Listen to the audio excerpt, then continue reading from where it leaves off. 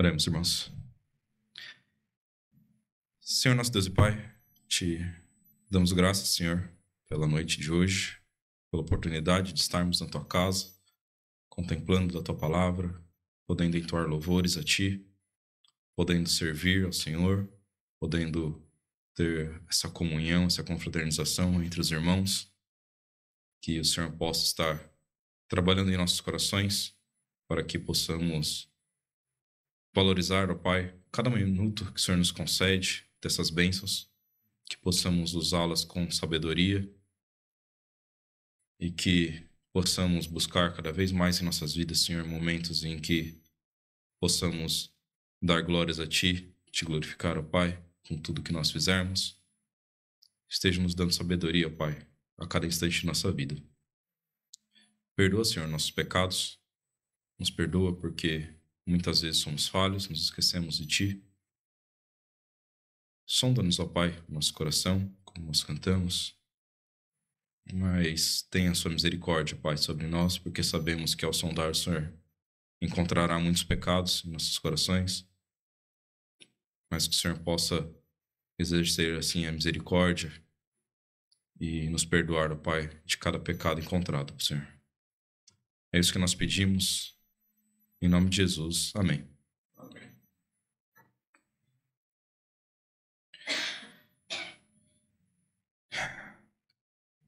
Bom, de fato, o Kevin deu uma forçada aqui. Eu cheguei bem exausto para pregar, um pouquinho sem ar já. Então não estranhem as pausas mais longas aqui no começo, eu ainda estou retomando o fôlego, ok?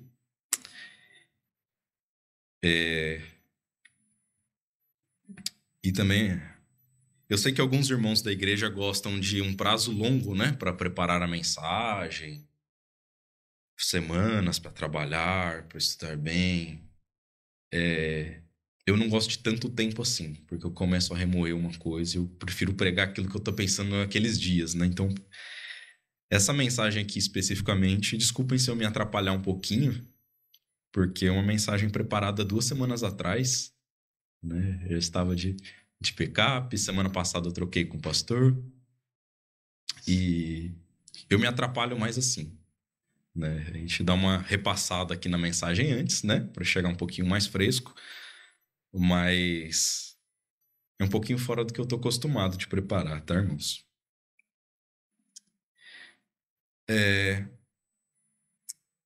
Antes de nós irmos para as nossas passagens principais, irmãos, para a gente introduzir o assunto, para os irmãos entenderem um pouquinho da onde nós queremos chegar, vou convidar os irmãos a abrirem suas Bíblias em Mateus, capítulo 19.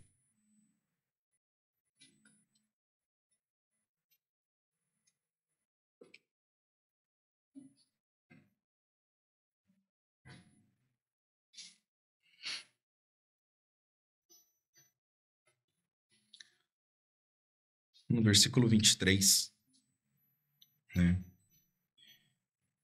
Jesus diz aqui para os seus discípulos: Disse então Jesus aos seus discípulos: Em verdade vos digo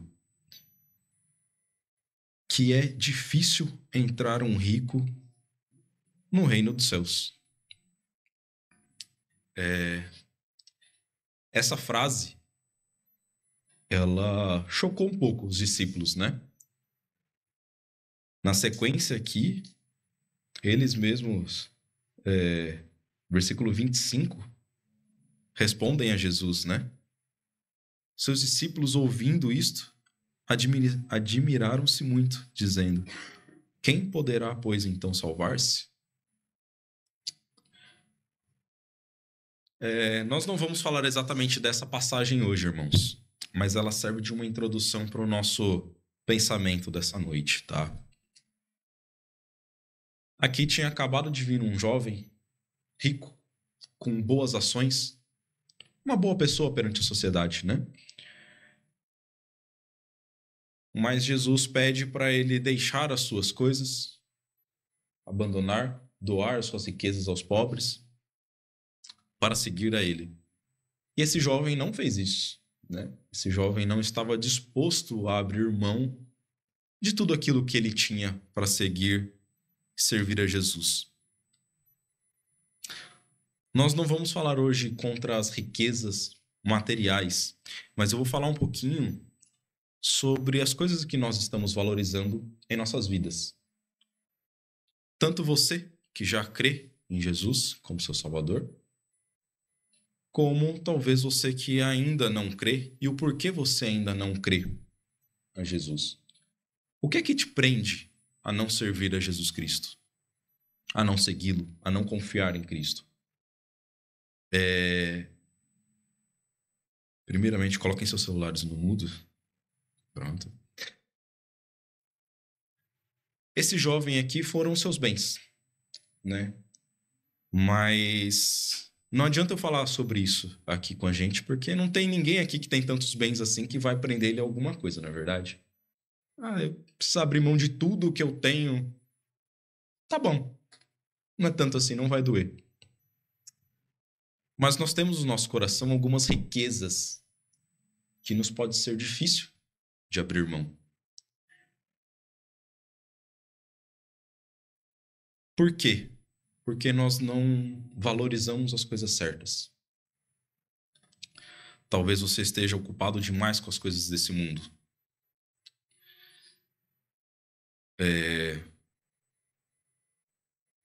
Nós vemos, por exemplo, irmãos, hoje eu estou aqui pregando e fica uma lição para todos nós que pregamos. Como nós valorizamos pregar? Você valoriza quando você vai pregar? Você considera realmente uma bênção de Deus você poder estar aqui no púlpito pregando? O irmão que vai dar a abertura, você valoriza isso? Você que está aqui na igreja, você valoriza poder estar na casa de Deus hoje? Você que cantou os hinos agora, você valoriza realmente poder estar aqui e cantar?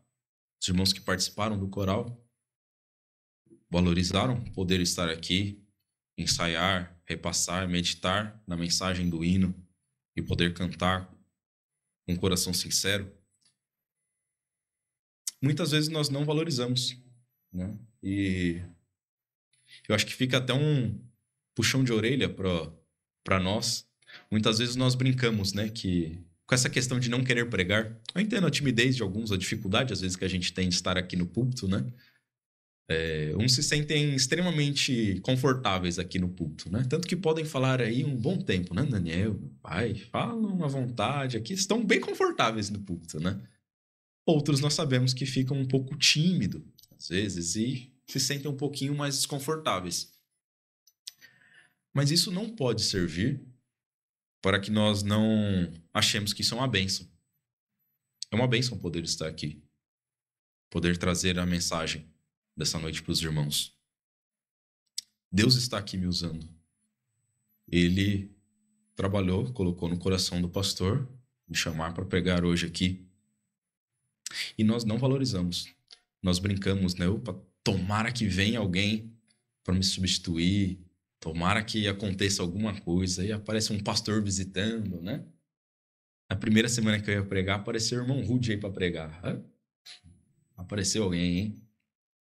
A gente brinca, e é lógico, a gente gosta, né, de ouvir a mensagem de uma pessoa diferente. Gostei da mensagem do irmão Rude aqui para nós. Mas, ao mesmo tempo, eu perdi uma bênção, né? Era uma oportunidade de eu estar trabalhando para Deus ali.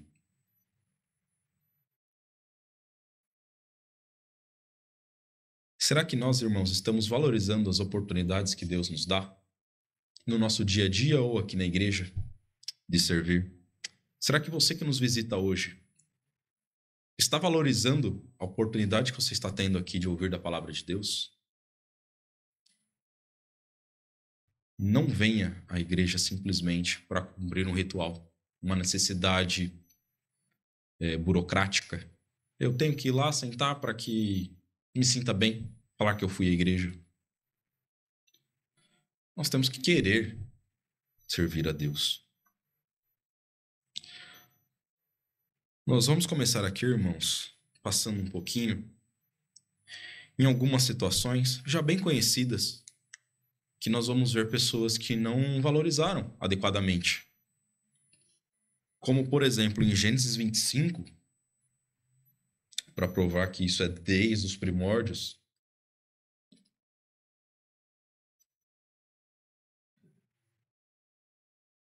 Gênesis 25, de 24 a 34.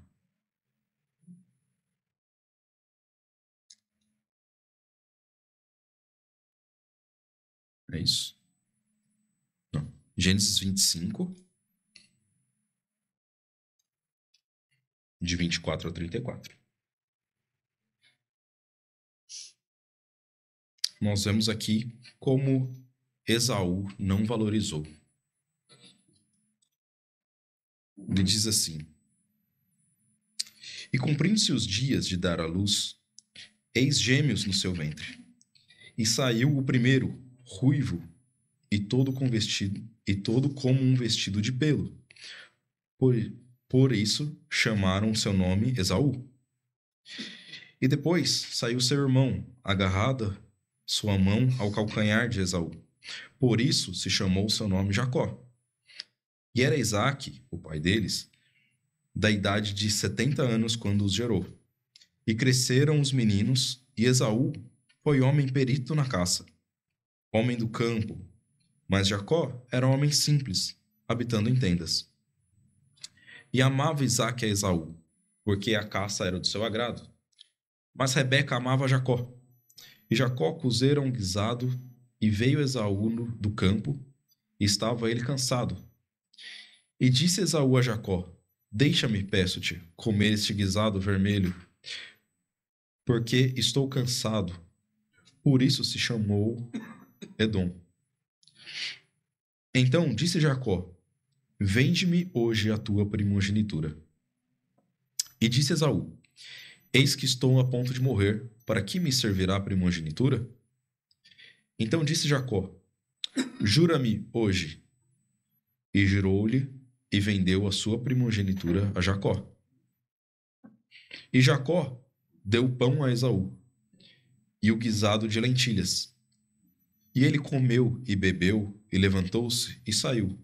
Assim, desprezou Esaú a sua primogenitura.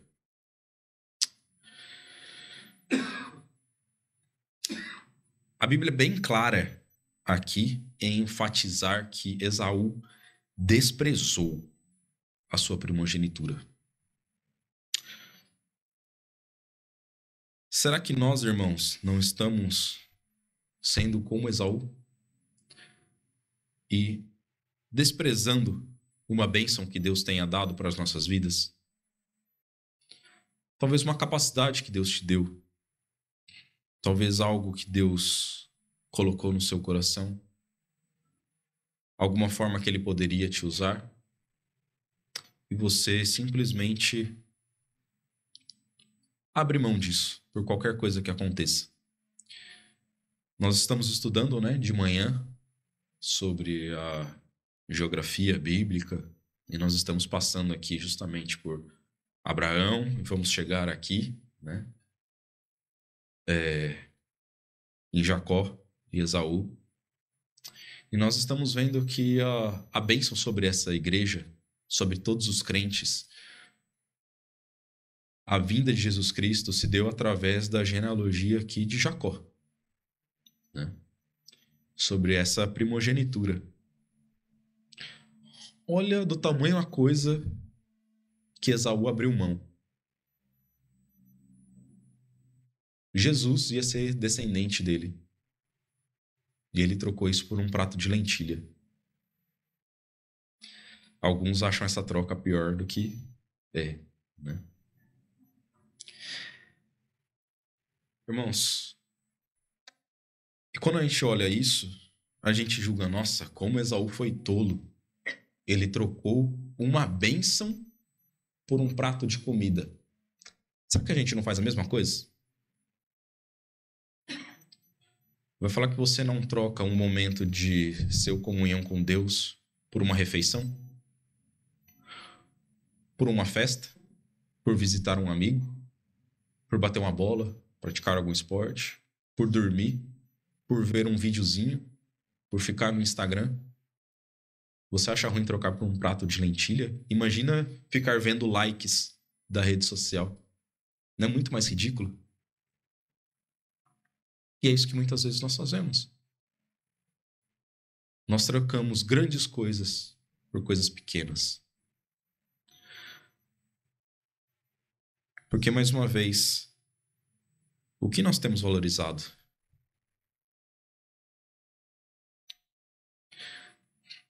Deus separou coisas boas para nós. Você pode achar que você não tem lá muito dom, muito talento, mas o simples fato de você poder estar aqui na igreja é uma grande bênção que Deus deu para você. Você tem irmãos, você tem pessoas ao seu redor, pessoas em que você pode abençoar com uma palavra, com um gesto, uma colaboração, uma palavra espiritual para aquela pessoa para ajudar em um momento difícil, uma oração. Você pode, mesmo que com uma voz não tão bonita assim, mas você pode estar aqui na igreja e cantar com irmãos que não vão criticar a sua voz. Nós temos uma inteligência. Eu nem considero que eu tenho tanta inteligência assim, irmãos, mas Deus me deu uma inteligência para poder ler a Bíblia e entender o que ela está falando. É uma grande bênção. Deus deu a bênção de você poder estar aqui hoje, ouvindo essa mensagem. Mesmo que não seja uma mensagem de uma pessoa tão fluente, assim, tão boa de exposição, mas é uma bênção poder receber a palavra de Deus. E o que nós estamos fazendo com isso? Nós desprezamos. Eu sei porque muitas vezes eu desprezo. Muitas vezes eu estou aí sentado e estou pensando em outra coisa. Estou com sono demais. Estou com preocupações demais. E é uma tolice.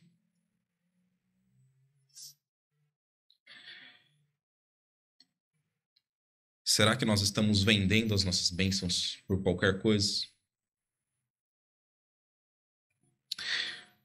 Também, irmãos, nós podemos ir no livro de Jonas.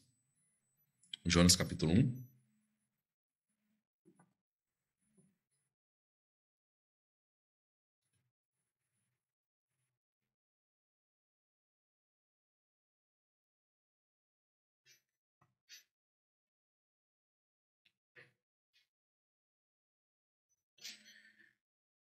Recentemente nós passamos aqui pelo livro de Jonas no estudo de quarta-feira, com o nosso irmão Nicolas. E nós meditamos, né, sobre isso. Mas eu vou trazer aqui para os irmãos relembrarem e refletirem, trazerem isso para a mensagem também. Jonas, ele recebeu uma missão muito importante. Pregar a uma nação. Pregar a um povo, uma cidade. Uma cidade muito grande, muito importante. Que tinha muitas pessoas para se converterem. E por ele ser mandado por lá, por Deus, ele sabia que as pessoas lá iam se converter, que elas iam entender a palavra de Deus. Porém, no versículo 3, Jonas capítulo 1, versículo 3, porém Jonas se levantou para fugir da presença do Senhor, para Tarsis. E descendo a Jope, achou um navio que ia para Tarsis. Pagou, pois, a sua passagem e desceu para dentro dele, para ir com eles para Tarsis, para longe da presença do Senhor. E aqui, mais uma vez, é mais um personagem que nós julgamos bastante, né? Quando nós falamos de Jonas,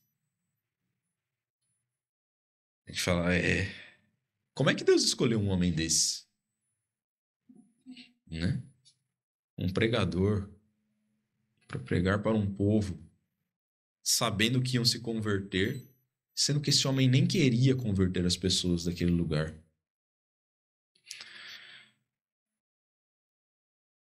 Será que Deus também não tem nos chamado para alguma obra e nós estamos fugindo? Será que não tem algo que você sabe que você poderia fazer e você não faz?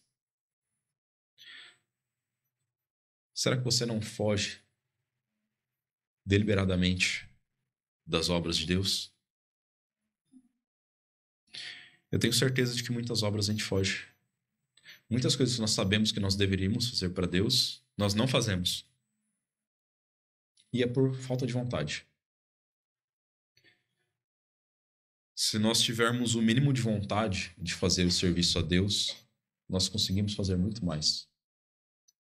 Nós conseguimos ter um esforço a mais, ter um tempo para isso, estar a tempo para servir a Deus. Acontece que nós, mais uma vez, nós temos outras prioridades na nossa vida. A prioridade de Jonas não era converter aquele povo. Ele queria ver a perdição daquele povo. Ele queria o mal deles. Era um povo inimigo deles.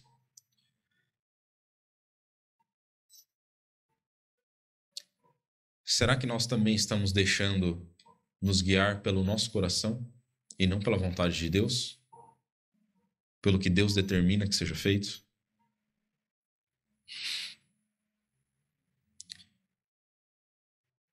Eu particularmente me toca bastante, irmãos, esse tipo de coisa. Porque eu vejo que eu faço muito pouco pela situação da minha vida. Eu não tenho lá a saúde melhor do mundo, mas eu tenho uma saúde. Uma saúde ok, né? Nada tão complexo assim. Eu nasci num lar cristão. Filho de pastor, genro de pastor, neto de pastor. E eu faço o quê? Será que eu posso reclamar de não ter recebido conhecimento? Os jovens aqui também cresceram dentro da igreja, praticamente todos. Vocês também não podem reclamar de não ter conhecimento, tá? Não precisa ter parentesco com o pastor, não. Irmãos, mas a gente não usa o que tem. A gente não usa.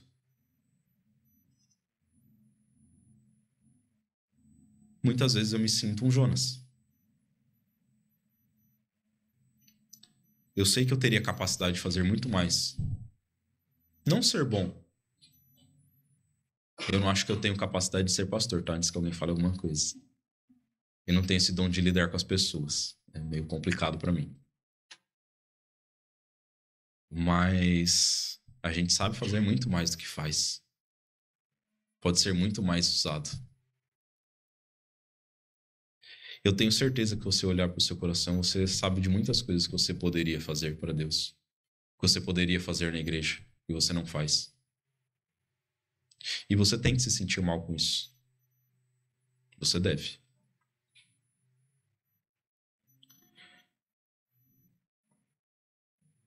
Nós não podemos ter um coração duro para a palavra de Deus, para a vontade de Deus em nossas vidas. E a primeira vontade de Deus para nossas vidas é uma entrega. Primeiramente, devemos entregar nossas almas a Deus, confiar nele completamente. Mas a partir daí, nós precisamos querer ser usados por Deus também.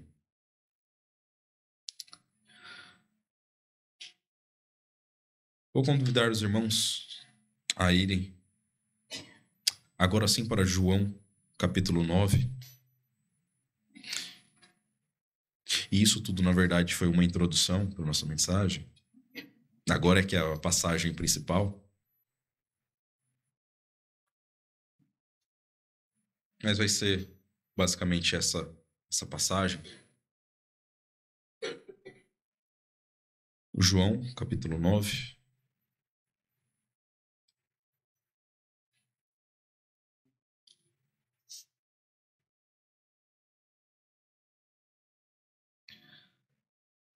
Nós vemos aqui nessa passagem a cura de um homem cego de nascença. Uma passagem bem conhecida, bem pregada, bem usada por nós. Mas eu vou chamar a atenção dos irmãos e visitantes para 3 perfis de pessoas aqui que nós vamos encontrar. uma pessoa que faz a vontade de Deus,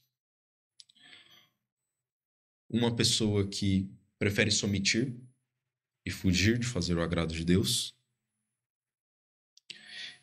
e outro perfil que endurece o seu coração contra Deus.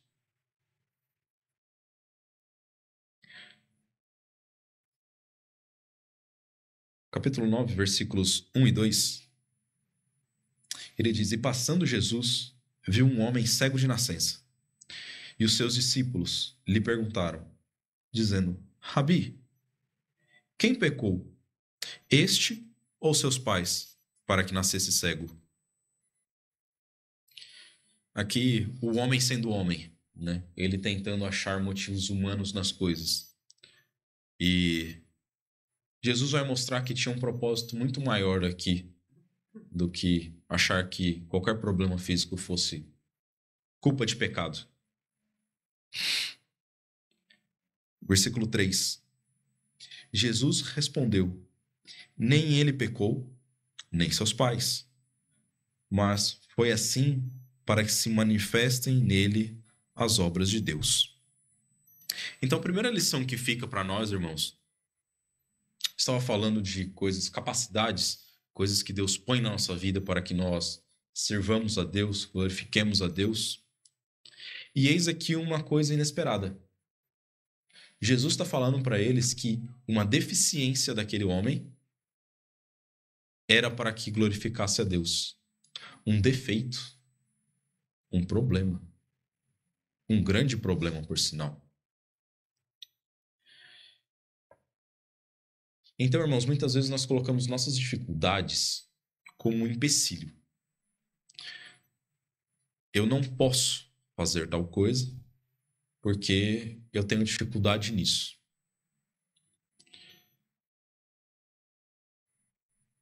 Mas se você se esforçar, se você se entregar a Deus, buscar fazer a vontade de Deus, será que Deus não vai ser muito mais glorificado pela sua deficiência em fazer?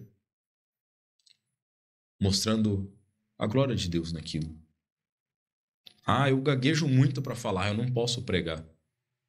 Eu tropeço em palavras. Entrega o seu coração à mensagem e vê se você não consegue pregar para uma pessoa. Eu não posso servir a Deus porque eu venho de uma vida bagunçada, de uma vida difícil, de uma vida de pecados. Minha família é de outra religião. Enfim, isso não é uma dificuldade, um empecilho. É um motivo a mais para Deus ser glorificado na sua vida. Deus transformar a sua vida pode ser um feito muito maior.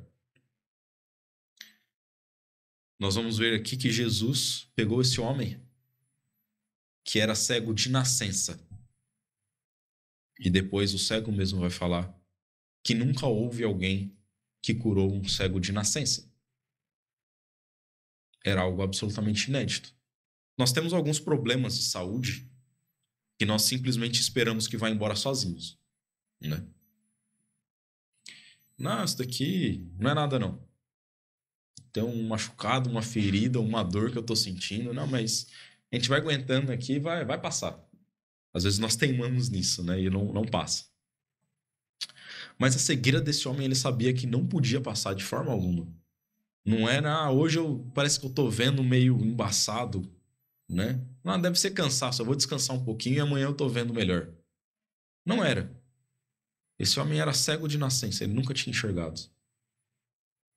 Era uma grande dificuldade, mas que não serviu de empecilho para que Deus fosse glorificado aqui. Deus, ele pode fazer qualquer coisa em nossas vidas, irmãos. Versículo 4. Jesus continua dizendo: Convém que eu faça as obras daquele que me enviou. Enquanto é dia, a noite vem, quando ninguém pode trabalhar. Enquanto estou no mundo, sou a luz do mundo. Existe um tempo determinado para se fazer a obra.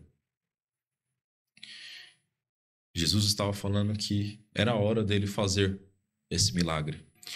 As obras que Deus põe na nossa vida para serem feitas também, irmãos, ela existe um tempo determinado para ser feita.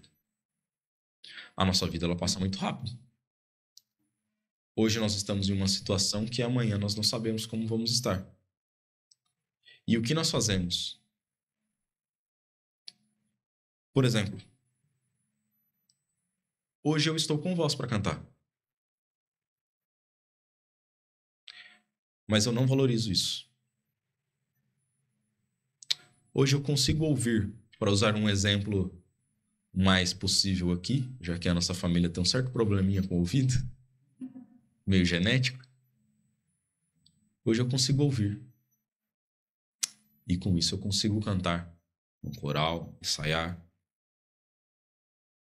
Será que daqui a um ano eu vou poder fazer? E eu desperdiço isso. Será que você está desperdiçando o tempo que você tem? Deixando para se converter mais tarde? Deixando para cantar a Deus mais tarde? Para pregar mais tarde?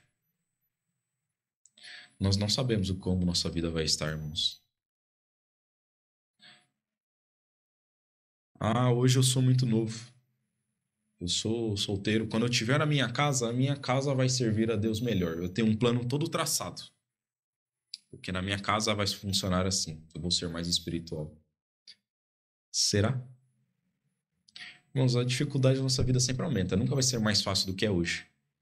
Em nada que você for fazer. Em nada. Tá? Experiência para os noivos de plantão. Não faça uma pausa em servir a Deus enquanto você está noivo correndo atrás das coisas do casamento. Nem de qualquer outra coisa da sua vida, tá? Vocês que estão em faculdade, estudando, correndo atrás. Porque o que a gente pensa muitas vezes é: eu estou em uma fase muito corrida da minha vida. Mas depois eu vou me organizar e vou voltar a meditar melhor, estudar a palavra de Deus. Você não vai. O melhor tempo que você tem para fazer é sempre o hoje. E existem prioridades. Servir a Deus é mais prioridade que qualquer coisa em nossas vidas.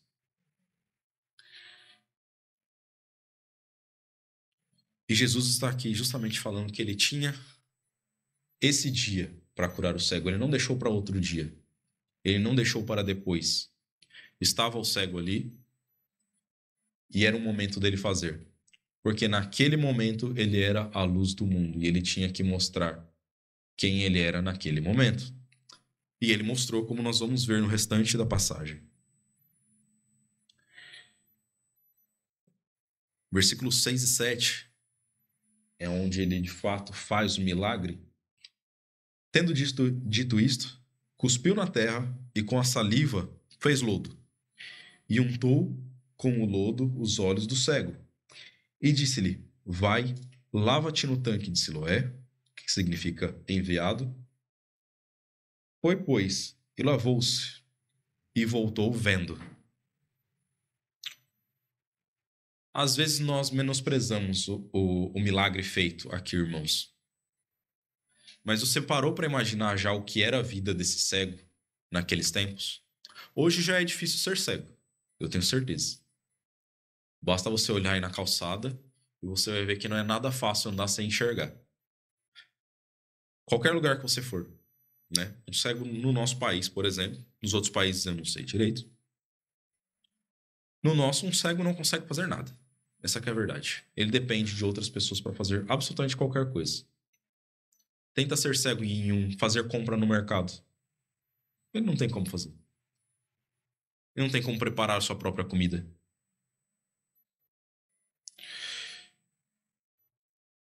Imagina naquela época, irmãos. Esse homem estava fadado a viver de esmolas. Era o único meio que ele teria para sobreviver. Ou esmola ou algum parente vai sustentar ele o resto da vida. Ele não tem uma vida para construir. Ele tem zero esperança para a vida dele. Ele não pode fazer nada. E quando Jesus, como nós vamos ver aqui mais para frente, fica muito claro, ele não sabia quem era Jesus. Ele não tinha a menor ideia de quem era Jesus.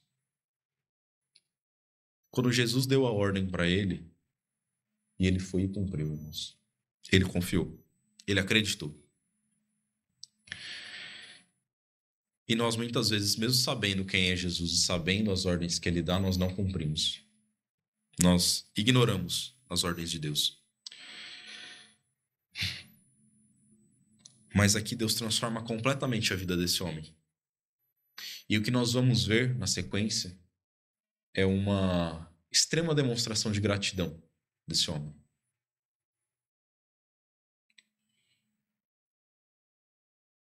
Do versículo 8 ao 11, nós vemos: Então, os vizinhos e aqueles que Dante tinham visto que era cego, diziam: Não é este aquele que estava sentado e mendigava? Uns diziam: É este. E outros: Parece com ele. Ele dizia: Sou eu. Diziam-lhe, pois: Como se te abriram os olhos? E ele respondeu e disse: O homem chamado Jesus fez lodo e untou meus olhos e disse-me: Vai ao tanque de Siloé, lava-te. Então fui eu e lavei. E vi. Então esse homem sai dali contando e mostrando as bênçãos. Ele estava testemunhando das coisas que Cristo tinha feito na vida dele.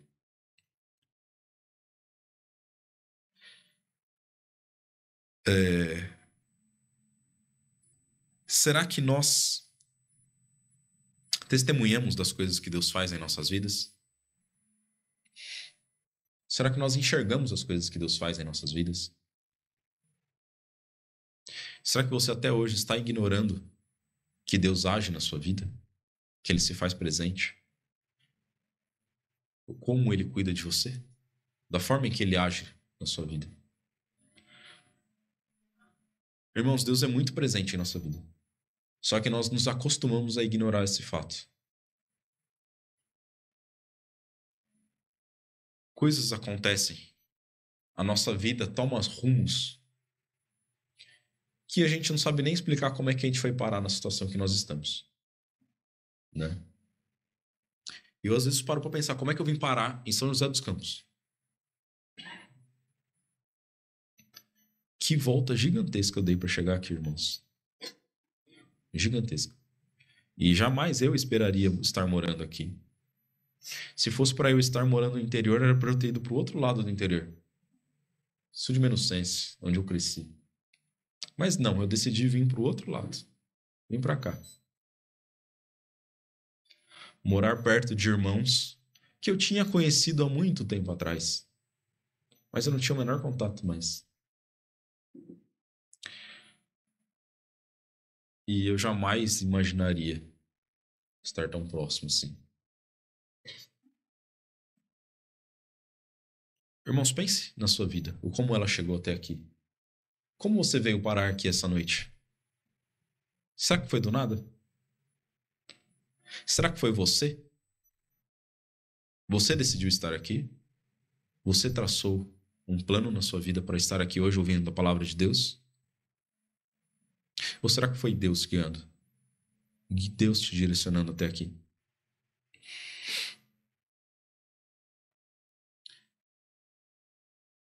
Nós não podemos nos tornar frios, irmãos. Nós temos que estar lembrando de como nós chegamos na situação em que nós estamos e como Deus transformou nossas vidas. Você parou para pensar o que você seria sem a palavra de Deus? Como eu disse, para mim é absolutamente impensável, já que a minha família toda foi baseada na Igreja Batista. Eu não consigo nem imaginar como seria. Como eu seria crescendo no mundo.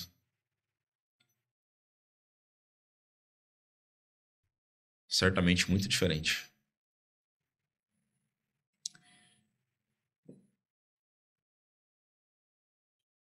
Mas, irmãos, aqui nós vemos o primeiro personagem que eu falei.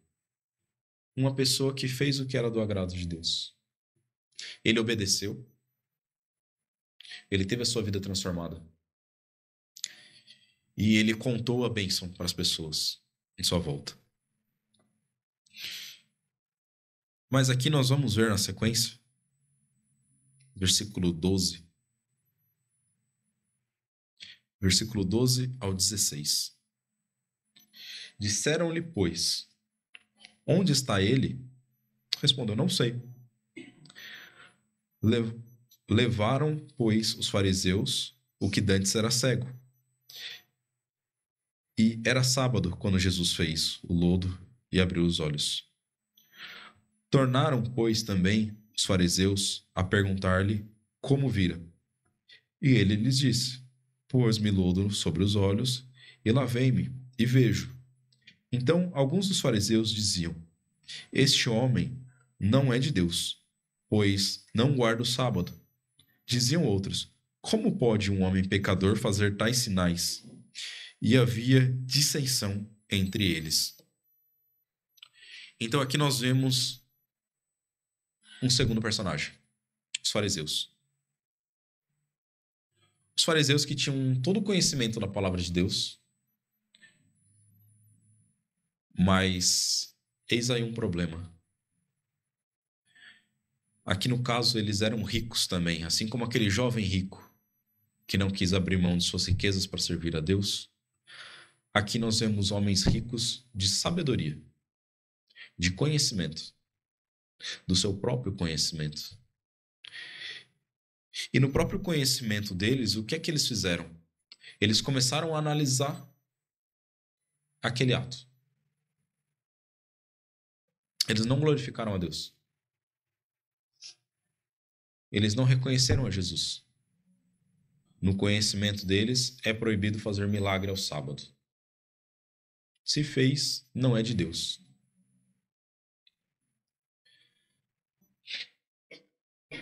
Acontece que a ordenança de Deus é para que o homem descansasse no sétimo dia. Que ele descansasse ali.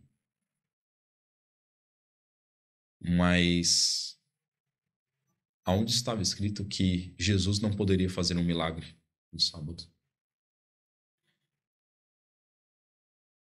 Como Jesus disse no começo da passagem, era o tempo dele fazer a mensagem, fazer a obra. Ele não poderia deixar passar. Esses homens, no seu muito conhecimento, ignoraram a Deus. Ignoraram a Cristo. Será que nós também, na nossa infinita sabedoria, estamos ignorando a sabedoria de Deus? Será que você se acha sábio demais e está sendo cego?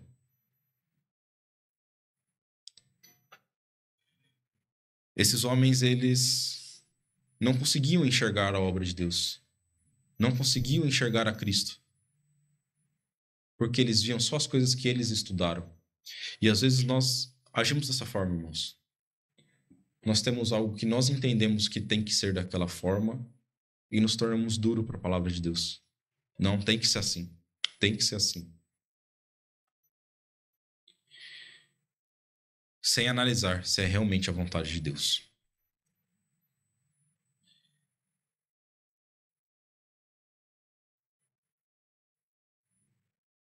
Mas no versículo 17 nós vemos o homem que antes era cego. Tornaram, pois, a dizer ao cego, tu que diz daquele que te abriu os olhos. E ele respondeu, que é profeta. Aquele homem simples que era um mendigo, ele conseguia enxergar a Cristo. Ele enxergava que aquele homem era de Deus. Ele ainda não tinha a correta compreensão de tudo. Mas ele conseguia entender que aquilo só podia ser uma obra de Deus. Que, no mínimo, era um profeta.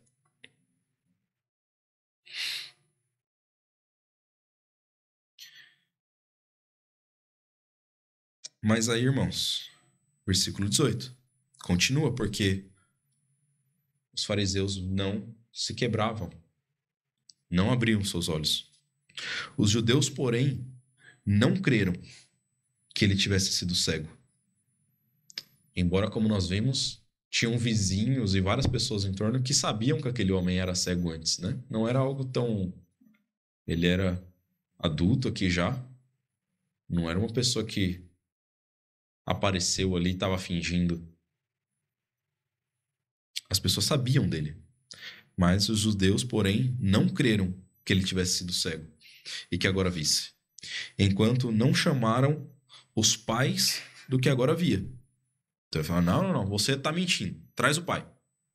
Quero que o pai fale. E perguntaram-lhe, dizendo, é este o vosso filho?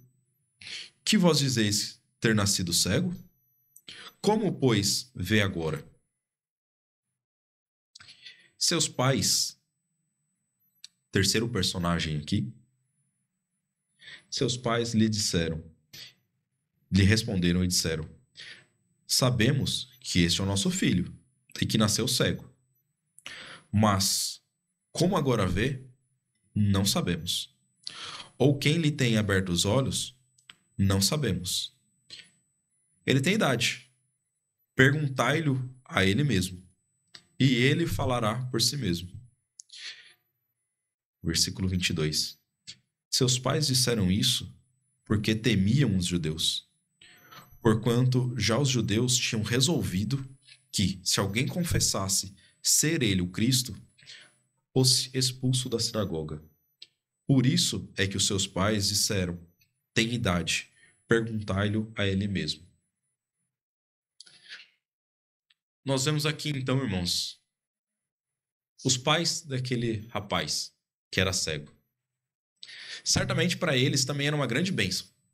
Imagina você ter um filho que não tem esperança nenhuma, cego, que estava mendigando. Certamente é algo bem triste para um pai. Todo pai quer que o filho cresça, se dê bem na vida, que tenha um lar, que prospere. E esses pais viam um filho dele cego, sem esperança alguma. E eles viram que o filho dele foi curado, foi transformado. Mas a reação deles foi de se omitir. Eles não quiseram falar que Jesus era Cristo, que ele era o Salvador.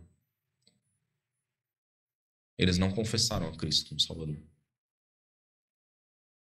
Por quê? Porque eles não queriam abrir mão de acesso ao templo. Cegos na sua própria religiosidade.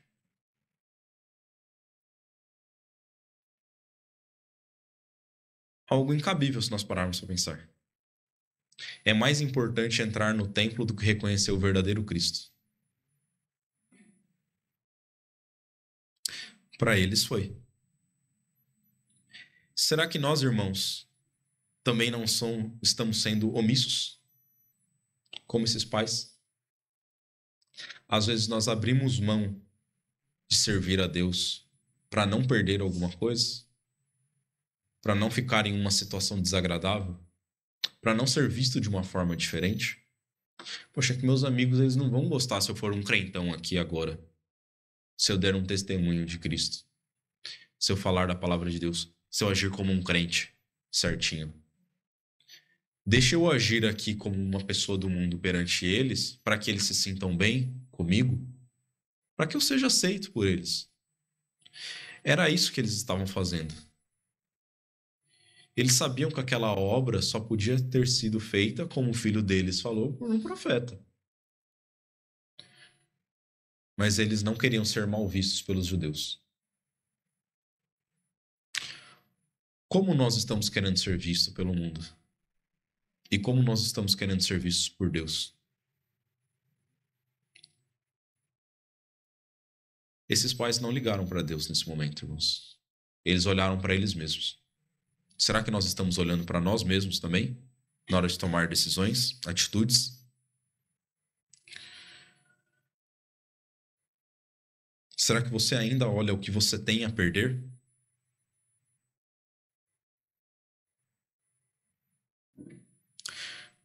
Versículo 24. Chamaram, pois, pela segunda vez o homem que tinha sido cego, e disseram-lhe: dá glória a Deus. Nós sabemos que este homem é pecador.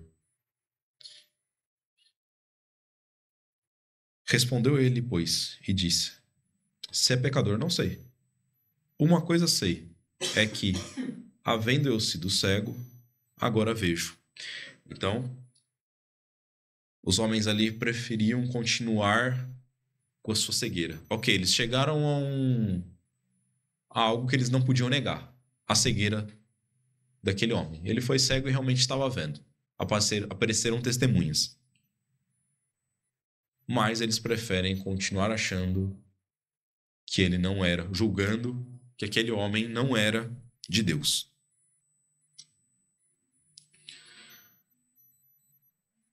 E tornaram a dizer-lhe: que te fez ele? Como te abriu os olhos? Eles continuavam insistindo na mesma pergunta. Respondeu-lhes: já vos disse, e não ouvistes. Para que o torneis a ouvir?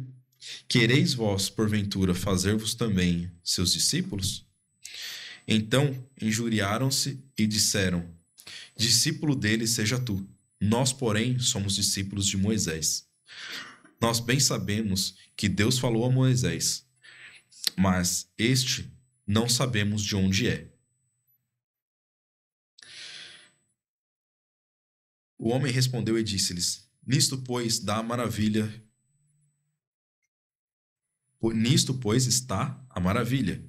que vós não sabeis de onde ele é, e contudo me abriste os olhos. Irmãos, percebem a insistência desses homens em não enxergar a vontade de Deus, em não enxergar quem é Cristo. Eles, mais uma vez, continuam a ficar ouvindo a Moisés, em vez de simplesmente entender o que estava acontecendo na frente deles. Será que nós não estamos sendo também, irmãos, cabeça dura com algumas coisas? Deus mostra, mas você continua teimando em fazer a sua vontade, do seu jeito, como você entende.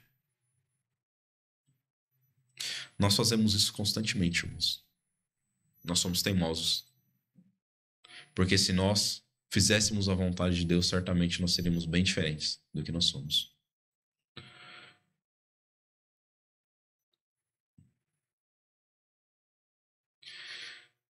Versículo 31.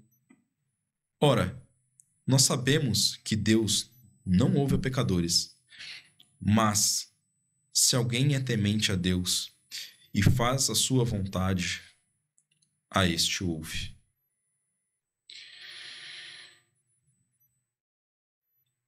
Esse homem, ele não teve desculpas, irmãos. Aqui ele fala, a vida dele tinha sido transformada. E ele aqui fala o porquê que a vida dele foi transformada. Porque ele era temente a Deus. E buscou fazer a vontade. E Deus ouviu esse homem. Deus transformou a vida desse homem. Porque ele entregou a sua vida. Ele se mostrou temente a Deus. E não uma pessoa que estava em busca de uma aparência religiosa como aqueles fariseus. Ou se importados como os pais dele, que estava mais interessado em como a sociedade via eles. Ele queria fazer a vontade de Deus. E aí nós vemos a consequência de tudo isso. O ser temente a Deus, o entregar a vida dele à vontade de Deus, o que transformou na vida desse homem? Versículo 32. Desde o princípio do mundo, nunca se ouviu que alguém abrisse os olhos de um cego de nascença. Se este não fosse de Deus, nada poderia fazer. Responderam eles, os fariseus, e disseram-lhe: Tu és nascido todo em pecados, e nos ensina a nós? E expulsaram-no. Coração duro deles. Eles não podiam ouvir uma verdade. O que eles fizeram?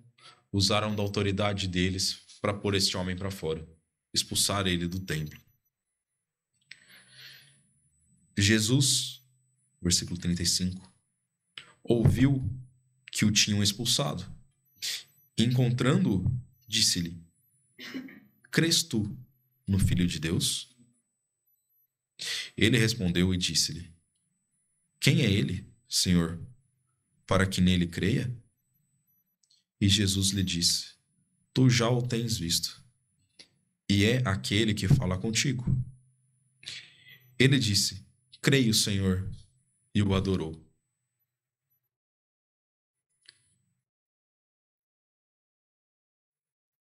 A maior transformação da vida desse homem não foi ter os seus olhos abertos fisicamente, poder enxergar as pessoas, sua família, seu entorno.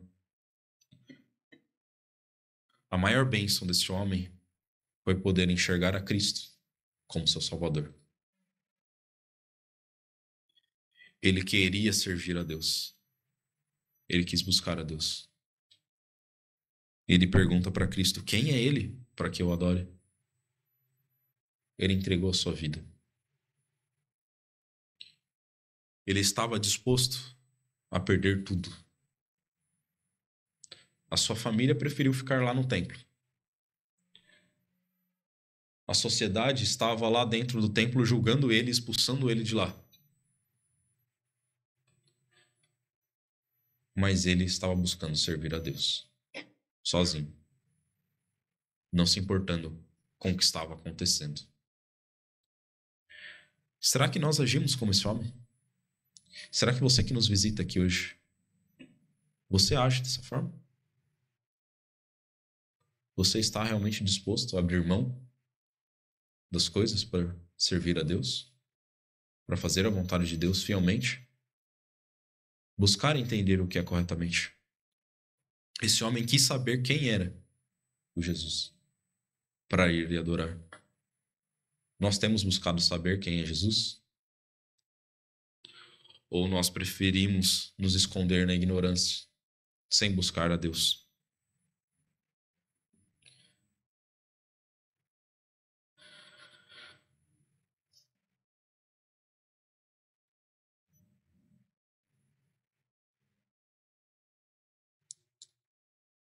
Jesus, no versículo 39, de 39 a 41, finaliza dizendo: E disse-lhe Jesus: Eu vim a este mundo para juízo, a fim de que os que não veem vejam, e os que veem sejam cegos. E aqueles dos fariseus que estavam com ele, ouvindo isso, disseram-lhe: Também nós somos cegos? Disse-lhe Jesus: Se fosseis cegos, não teríeis pecado.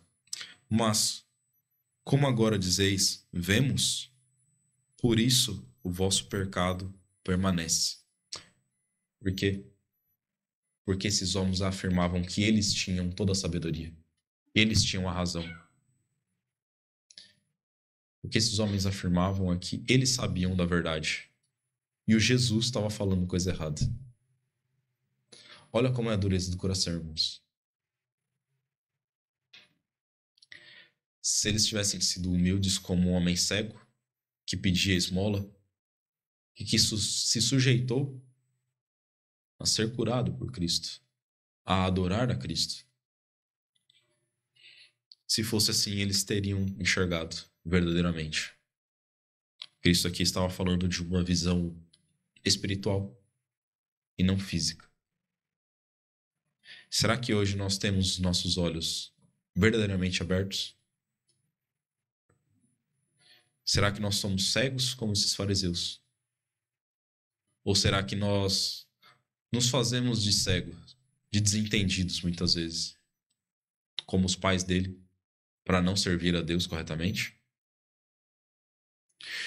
Irmãos, que nós possamos verdadeiramente buscar enxergar a Deus por completo e não fingir uma cegueira ou ser cego verdadeiramente.